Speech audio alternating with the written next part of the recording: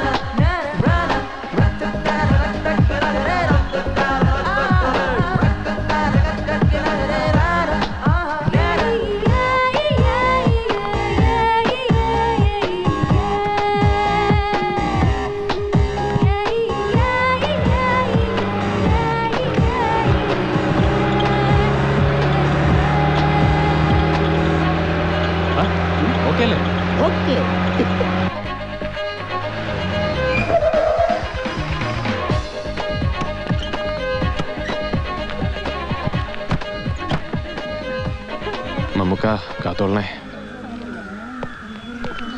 Hi Kunjappu, കൃത്യസമയത്തന്നെ എത്തിയല്ലോ. ചന്ദ്ര, എന്തൊക്കെയുണ്ട് വിശേഷങ്ങൾ? നമ്മക്കൊക്കെ എന്ത് വിശേഷം? ഇരിക്കടി, ഈ പെണ്ണിന്റെ ഒരു നാണം. എന്തിനാ പേടിക്കുന്നത്? ഞങ്ങളൊക്കെ ഇല്ലേ ഇവിടെ അല്ലേ? അതാ കുട്ടിയുടെ ഏക പേടിയല്ലേ? എനിക്ക് പേടിയൊന്നുമില്ല. കുഞ്ഞാപ്പൂ, ഒരുക്കങ്ങളൊക്കെ എവിടം വരെയായി? പിന്നെ പ്രധാനപ്പെട്ട ഒരു ന്യൂസ് ഉണ്ട്. കുഞ്ഞാപ്പൂവും കുഞ്ഞാപ്പൂവിന്റെ മാമ ബാബാഹാജിയും തമ്മിൽ യോജനയായി. ഇവന്റെ ഉമ്മ പറയുന്നത് ഇവൻ കെട്ടാൻ പോണ പെണ്ണിന്റെ ഐശ്വര്യം കൊണ്ടാണ്. ഇല്ലടാ, എന്നാ പിന്നെ നിങ്ങൾ സംസാരിച്ചിരിക്കേ. ചന്ദ്ര, ഒന്നിങ്ങ വന്നേ, എന്റെ ഫ്രണ്ട്സിനെ ഒക്കെ പരിചയപ്പെടണ്ടേ? പിന്നെ എല്ലാവരും വിളിച്ചു. അല്ല,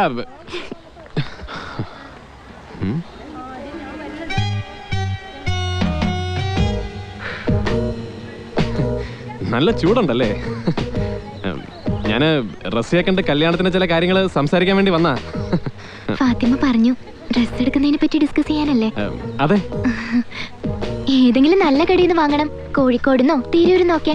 അതിലെന്ത് ഇത്ര ആലോചിക്കാനുള്ളത് കുഞ്ഞാപ്പുക്ക? അല്ല, അത് റസിയുടെ അഭിപ്രായം കൂടെ അറിഞ്ഞിട്ട്.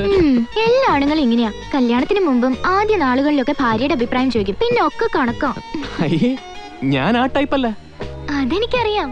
ഫാത്തിമ എന്നോട് കുഞ്ഞാപ്പുക്കിനെ കുറിച്ച് വളരെ നല്ല അഭിപ്രായം പറഞ്ഞിരിക്കണേ.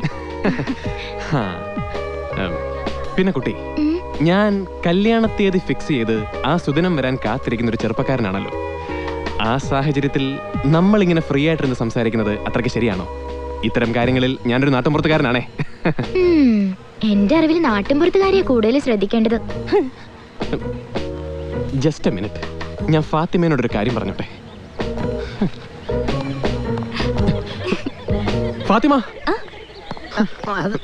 ഒന്നിങ്ങ് വന്നേ. ഇങ്ങ് വന്നേ. അത് എന്നെ അല്ലേ? ആ കുട്ടി എന്താ എന്നെ പറ്റി വിചാരിച്ചു വെച്ചിരിക്കുന്നത്? ഞാൻ ആ ടൈപ്പ് ഒന്നും അല്ല. ഓളെന്താ പറഞ്ഞേ? ഓളൊരുമാതിരി മോനെ വെച്ച വർത്താനോ നോട്ടോ. എന്റെ കുഞ്ഞാപ്പൂ അത്ര പാവായി പോയില്ലോ. കുഞ്ഞാപ്പൂ ചെന്ന് കാര്യങ്ങളൊക്കെ സംസാരിക്കും. ദേ, കല്യാണം കഴിഞ്ഞ ഈ മൂടൊന്നും കിട്ടില്ല കേട്ടോ.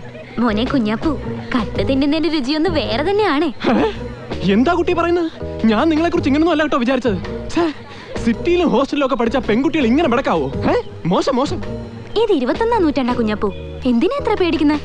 അല്ലെങ്കിലും നിങ്ങൾ തമ്മിൽ എന്തിനാ ഒരു ഫോർമാലിറ്റി? ഫാത്തിമ എന്താ പറഞ്ഞു? ഒന്നുകൂടെ പറഞ്ഞേ.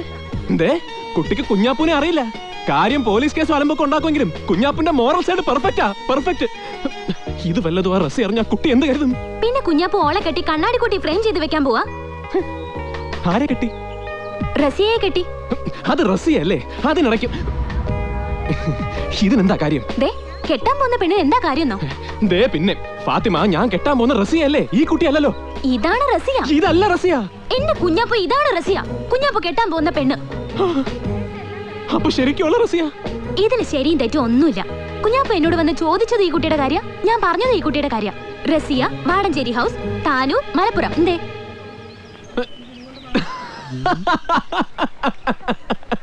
എനിക്ക് മനസ്സിലായി. ഫാത്തിമ പണ്ട് സ്കൂളിൽ പഠിക്കുമ്പോഴേ ഇങ്ങനെ വെറുക്കനെ ഓരോരുത്തരെ മക്കാറാക്കും. ഒരു മാറ്റവും ഇല്ല കേട്ടോ. ഇനി ശരിക്കുള്ള റസിയ വിളിക്കും. ശരിക്കുള്ള റസിയ ദാ ഈ കുട്ടിയാണ്. അതെ, ആ കുട്ടി.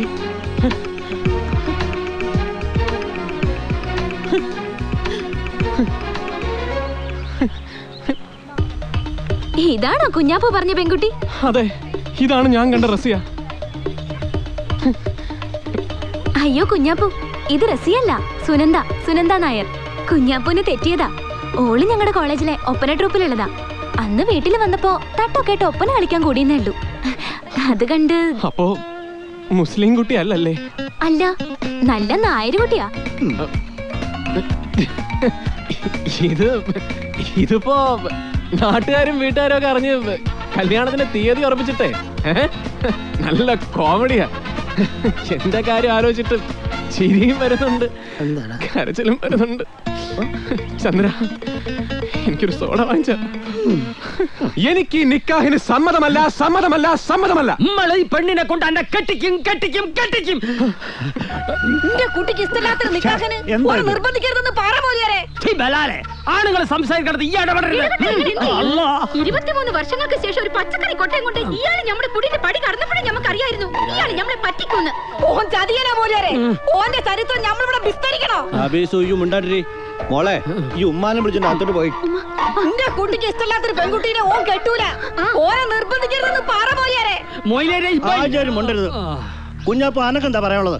ഈ നിക്കാഹ് നടത്താനാണ് നിങ്ങൾ എല്ലാരും കൂടെ തീരുമാനിക്കുന്നതെങ്കിൽ സത്യമായിട്ട് നിക്കാഹ് രാത്രി ഞാൻ ഇയാളുടെ വീട്ടിന് മുമ്പിൽ കെട്ടി തൂങ്ങിച്ചാവും. എന്തിനാണ് എന്റെ വീട്ടിന് മുമ്പിൽ കെട്ടി തൂങ്ങിച്ചാവണത്? നിങ്ങളോട് പെണ്ണാലോചിക്കുമ്പോൾ ആര് പറഞ്ഞു? ഞാൻ പറഞ്ഞ ഇപ്പൊ പൂട്ടിയിട്ട് മൊയിലേരേവല്ല ഈ ചട്ടവും പറഞ്ഞ് നിക്കാഹ് ഒഴിവാക്കാൻ നോക്കട്ടെ. അവനെ വെറുതെ വിടരുത്.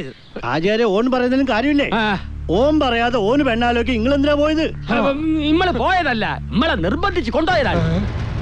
ആര് നിർബന്ധിച്ച്? പെണ്ണന്വേഷിക്കാൻ ഈ ബീരാനോട് പറഞ്ഞിരുന്നാ പറഞ്ഞു. അതിന് നിങ്ങൾ എന്തിനാ പോയത്?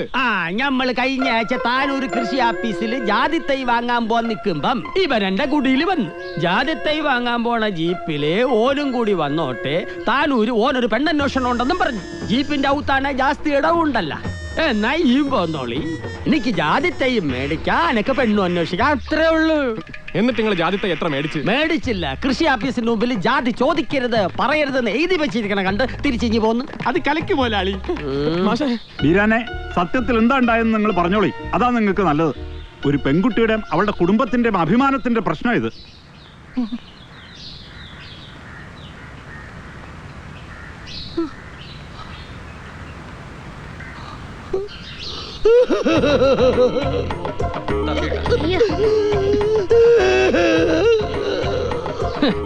കണ്ട ഇപ്പൊ മനസ്സിലായില്ലേ നമ്മളെ കാര്യത്തിൽ നിരപരാധിയാണെന്ന്? അതിനാളൊന്നും പറഞ്ഞില്ലല്ലോ. എന്തിനു പറയണം? കണ്ണീരോട് എഴുതി കാണിച്ചോണ്ടിരിക്കല്ലേ. ഇപ്പൊ എല്ലാവർക്കും എന്റെ നിരപരാധിത്വം മനസ്സിലായല്ല. നിങ്ങളിങ്ങനെ വട്ടമേശ സമ്മേളനം കൂടി നിൽക്കണ്ട. ഇവനെ കൊണ്ട് ആ പെണ്ണിനെ കെട്ടിക്കാൻ നോക്ക്. പോയിട്ടപ്പോ തിരക്കൊണ്ട് വരട്ടെ. പക്ഷേ മൈലിയാരെ, താൻ എന്ത് കളി കളിച്ചാൽ ഈ ദുനിയാവിൽ തന്റെ മോളെ അല്ലാതെ കുഞ്ഞാപ്പ് വേറെ ഒരു പെണ്ണിനെ നിക്കാഹ് കഴിക്കൂല.